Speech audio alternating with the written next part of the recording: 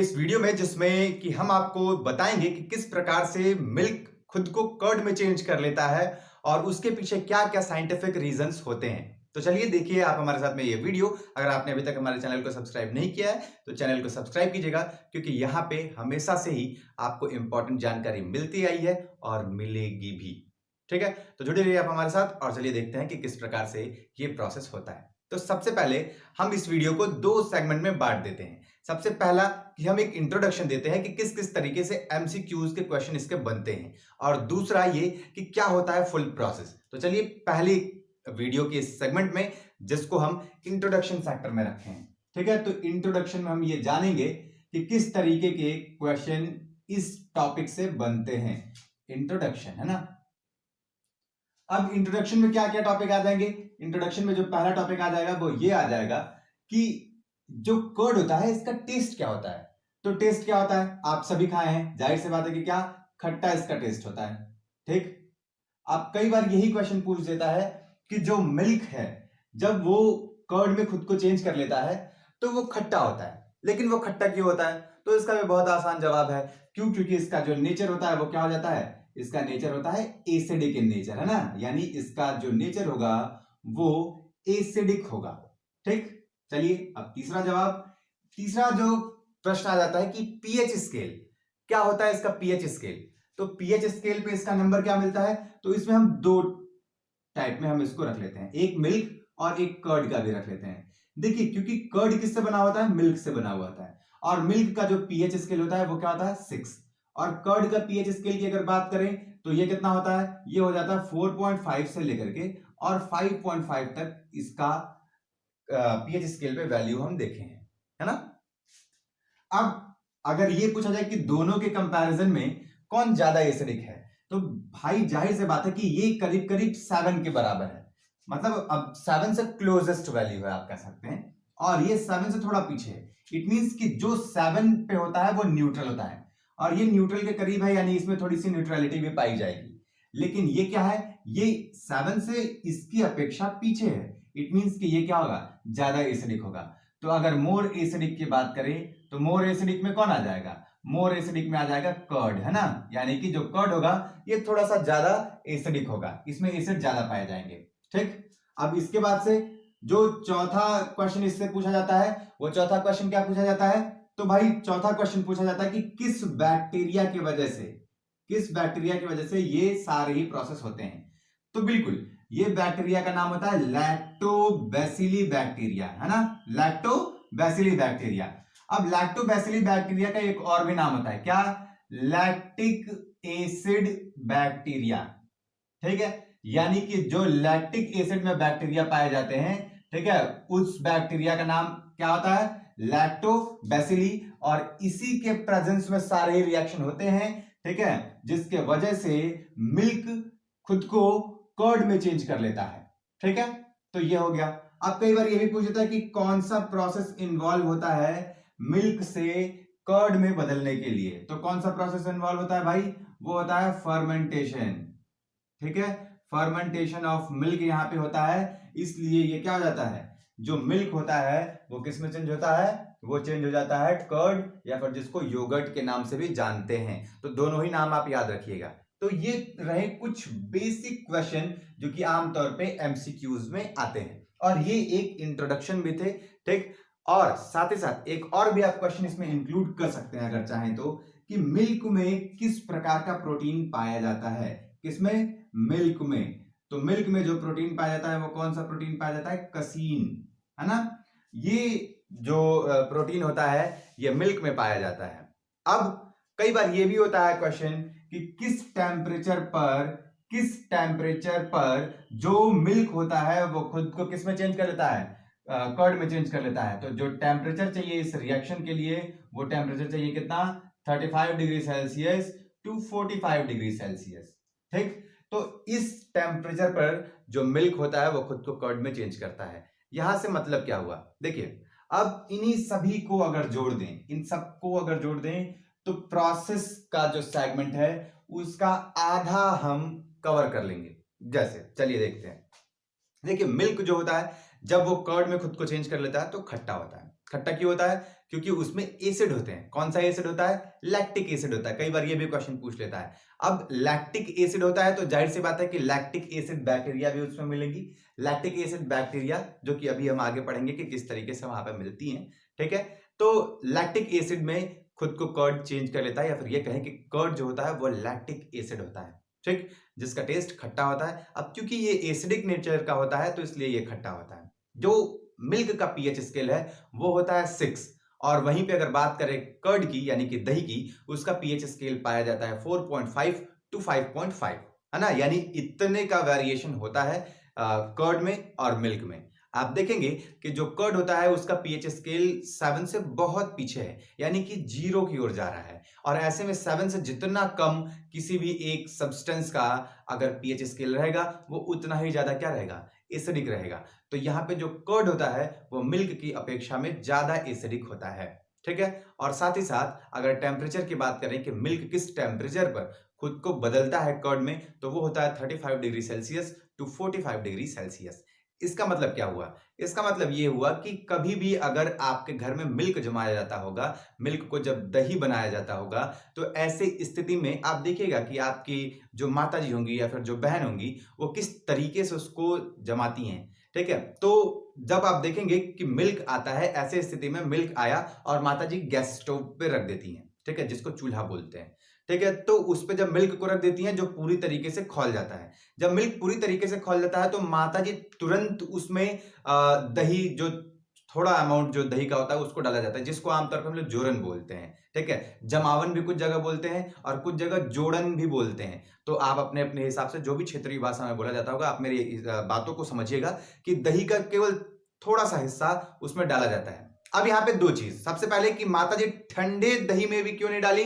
क्योंकि उस ठंडे दही का जो टेम्परेचर था वो कितना नहीं था, 35 degree Celsius to 45 degree Celsius नहीं था। और अगर आप डाल करके चेक करेंगे तो वो नहीं जमेगा, इसकी गारंटी है, ठीक है। अब माताजी क्या की, दही वो जो दूध था उसको गर्म कर दी, है ना।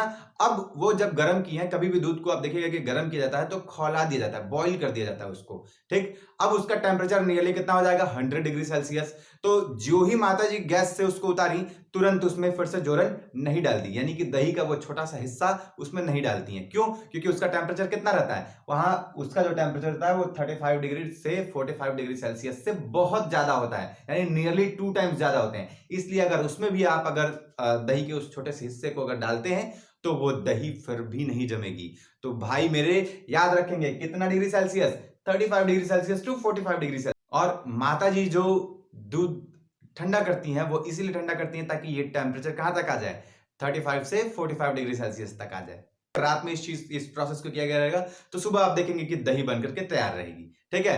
तो यहां पे अभी प्रोसेस तो हम देखेंगे, लेकिन टेम्परेचर की बात बताना था कि 35 डिग्री सेल्सियस से 45 डिग्री सेल्सियस तक के टेम्परेचर में जो रहता है वो दही जम जाता है, ठीक है। अब इसके आगे हमने अभी आपको बताया था कि जो मिल्क होता है उसमें एक प्रकार का प्रोटीन पाया जाता है। कौन सा प्रोटीन होता है भाई साहब? वो प्रोटीन होता है कसीन, ठीक है। तो ये जो कैसीन प्रोटीन होता है ये किस में पाया जाता है? दही में। शेप क्या होता है? कई बार ये भी जाना जाता है कि भाई इसका जो शेप होता है ना वो ग्लोबुलर शेप का होता है। यानी ये ग्लोबुलर शेप क्या होता है? तो ग्लोबुलर शेप का होता है मतलब कि ये गोलाकार। ले भाई, अब जो सीबीएसई बोर्ड के लड़के हैं या फिर लड़कियां हैं उन लोग को ये समझ में आएगा कि नहीं? नहीं पता। तो गोल और आकार इन दोनों शब्द से मिलकर बना है क्या? गोलाकार। यानी कि जो यहाँ पे जो कैसीन प्रोटीन पाया जाता है ये गोल शेप का होता है, ग्लोबुलर बोलते हैं इंग्लिश में, है ना।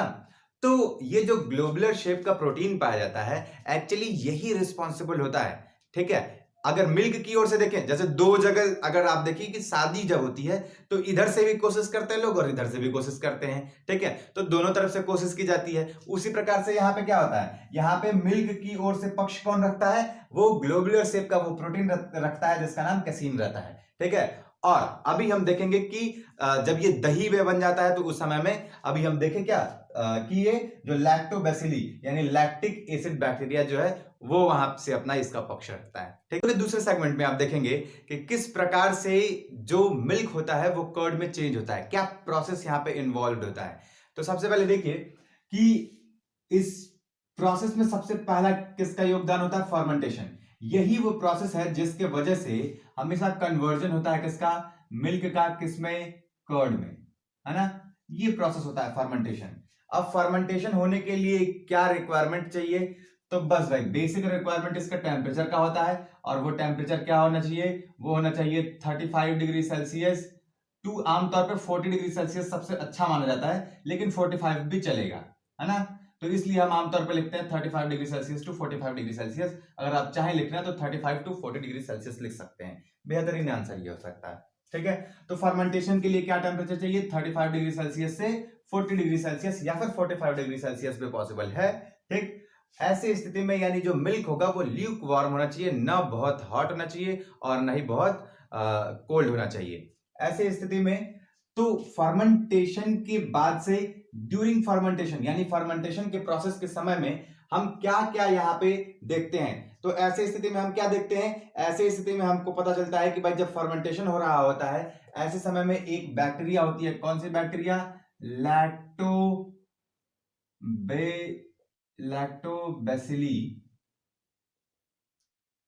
लैक्टोबैसिली बैक्टीरियम जो होती हैं इनका काम स्टार्ट हो जाता है। ठीक है, अब लैक्टोबैसिली बैक्टीरियम का काम क्या होता है, ये क्या काम करती हैं, तो ये देखिए ये एक एसिड जनरेट करती हैं। ठीक है, कौन सी एसिड, लैक्टिक एसिड जनरेट करने का काम होता है इनका।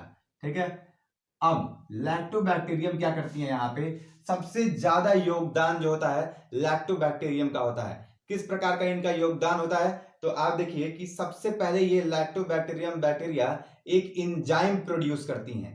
ठीक है, और वो एंजाइम का क्या नाम होता है, उस एंजाइम का नाम होता है लैक्टोज। ठीक है, सबसे पहला इनका काम यही होता है। ठीक है, लैक्टोबैक्टीरिया क्या करती है, सबसे पहले लैक्टोज फॉर्म करती हैं। अब ये जो लैक्टोज होता है ये क्या होता है, ये एक तरीके का एंजाइम्स है। ठीक है, ये एंजाइम्स के वजह से ही लैक्टिक एसिड फॉर्मेशन होता है, यानी लैक्टिक एसिड बनता है जिसको हम दही बोलेंगे आगे चल के, है ना। तो लैक्टोबैसिली बैक्टीरियम, इसको मैं बार बार इसलिए बोल रहा हूं ताकि आपके दिमाग में चढ़ जाए, क्या लैक्टोबैसिली बैक्टीरियम फॉर्म करता है क्या, लैक्टोज, जो कि एक एंजाइम्स है। ये एंजाइम्स का क्या काम होता है भाई, तो ये फॉर्म करता है लैक्टिक एसिड का छोटा सा अमाउंट, जो कि हम दिए रहते हैं किसके फॉर्म में, जोरन के फॉर्म में, जो थोड़ा सा अमाउंट दही का हम डाले रहते हैं, वो एक्ट करना स्टार्ट किया रहता है। और वो क्या करता है, लैक्टिक एसिड का यहाँ पे फंक्शन ये होने लग जाता है कि अभी हमने पढ़ा था कि जो मिल्क होता है उसमें एक प्रकार का प्रोटीन होता है जिसको क्या बोलते हैं, कैसीन प्रोटीन। ठीक है, और इसको सबसे पहले तो जो लैक्टिक एसिड होता है ना, इसको डीनेचर्ड करने लग जाता है। ठीक है, डीनेचर्ड का मतलब कि इसके नेचर को ही खत्म करने लग जाता है। और जब इसके नेचर को खत्म करता है भाई साहब, तो इसमें क्या हो जाता है, इसके शेप में भी बदलाव आ जाता है। अब इसके शेप में कैसे बदलाव आता है, तो भाई ये था किस तरीके का, ग्लोबुलर शेप का था। ठीक है, अब ये ग्लोबुलर शेप का रह ही नहीं जाता है, किस शेप का हो जाता है, ये हो जाता है फाइब्रस प्रोटीन। ठीक है, अब फाइब्रस प्रोटीन होने की वजह से ये क्या हो जाता है कि ये थोड़ा सा हैवी हो जाता है, और यहां पे स्टार्ट हो जाता है एक अगला प्रोसेस, जो कि क्या हो जाता है, अगले प्रोसेस को अगर हम बोलें तो वो हो जाता है कोएगुलेशन प्रोसेस। कोएगुलेशन आपने पढ़ा होगा केमिस्ट्री के पहले ही चैप्टर में। कोएगुलेशन मतलब कि एक तरीके से आप कह सकते हैं प्रेसिपिटेशन। आप देखेंगे कि जो दही होती है ऊपर थोड़ा सा मलाई भी जम गया रहता है और थोड़ी बहुत आपको पानी भी दिखेगा, और वो क्या जाता है, जो दही होती है वो नीचे बैठ जाती है। ठीक है, तो यहाँ पे एक तरीके से प्रेसिपिटेशन देखने को आपको मिलेगा इस रिएक्शन में। क्यों, क्योंकि जब ग्लोबुलर शेप का जो कैसीन था उसको जब डीनेचर्ड करता है लैक्टिक एसिड, तो लैक्टिक एसिड के डीनेचर्ड करने से और साथ ही साथ इसको पूरी तरीके से ब्रेक भी कर देता है, तोड़ भी देता है, किसको, कैसीन को। और ऐसे में एक अलग प्रोटीन फॉर्म करता है जो कि फाइब्रस प्रोटीन होता है, और जो कि कोएगुलेशन प्रोसेस करता है और बाद में वो चल करके नीचे बैठ जाता है। ठीक है, तो इतना तो हमको देखने को मिला सिंपल में। ठीक है, कि कोएगुलेशन प्रोटीन यहाँ पे होता है, ठीक, जो कि नीचे जाकर के बैठ जाता है। ठीक, और ये किसके साथ में, ये मिल्क के साथ में रिएक्शन में होता है। ठीक है, और जब भी मिल्क के साथ में ये रिएक्शन में होता है तो जो कोएगुलेशन हमें मिलता है उसी को हम बोलते हैं कि ये एक कर्ड है, यानी ये एक तरीके का दही है। ठीक है, अब रिएक्शन किस तरीके का इन्वॉल्व होता है, तो इन्वॉल्व रिएक्शन की अगर हम बात करें तो इन्वॉल्व रिएक्शन में सबसे पहले क्या आ जाएगा, ये आ जाएगा C12 H22O11, ये रिएक्ट होता है किससे? वाटर के साथ में। अच्छा ये क्या है? ये है कौन? यहाँ पे लैक्टोज, है ना। लैक्टोज जब रिएक्ट होता है भाई साहब, तो ऐसे स्थिति में किसके साथ में? वाटर के साथ में। तो ये क्या बनाता है? ये बनाता है लैक्टिक एसिड। क्या? Lactic acid. ठीक है। अच्छा लैक्टिक एसिड ये बनाता है, बहुत सही। तो लैक्टिक एसिड का क्या रिएक्शन होता है? तो ये हो जाएगा यहाँ पे 4CH3CH ब्रैकेट में OH और COOH। ठीक है। अब यहाँ पे इसको थोड़ा सा इरेज कर देते हैं ताकि आप समझ पाए। ठीक है। तो ये रिएक्शन यहाँ पे गाइस इन्वॉल्व होता है। ठीक। तो इस रिएक्शन को भी आप जान सकते हैं कि C12H22O11 जो कि लैक्टोज होता है, जो कि पानी के साथ में रिएक्ट करता है और फाइनली ये बनाता है लैक्टिक एसिड, जो कि हमें किसके फॉर्म में मिलता है? यहाँ पे जो कि हमें दही के फॉर्म में मिलता है, कर्ड के फॉर्म में मिलता है। ठीक है। तो उम्मीद है गाइस कि ये आपको प्रोसेस समझ में आया होगा कि किस प्रकार से जो मिल्क होता है वो कर्ड में चेंज होता है। तो बहुत बहुत धन्यवाद गाइस आपका ये वीडियो देखने के लिए। बने रहिए आप हमारे साथ। अगर आपने अभी तक चैनल को सब्सक्राइब नहीं किया है तो चैनल को सब्सक्राइब कर दीजिएगा।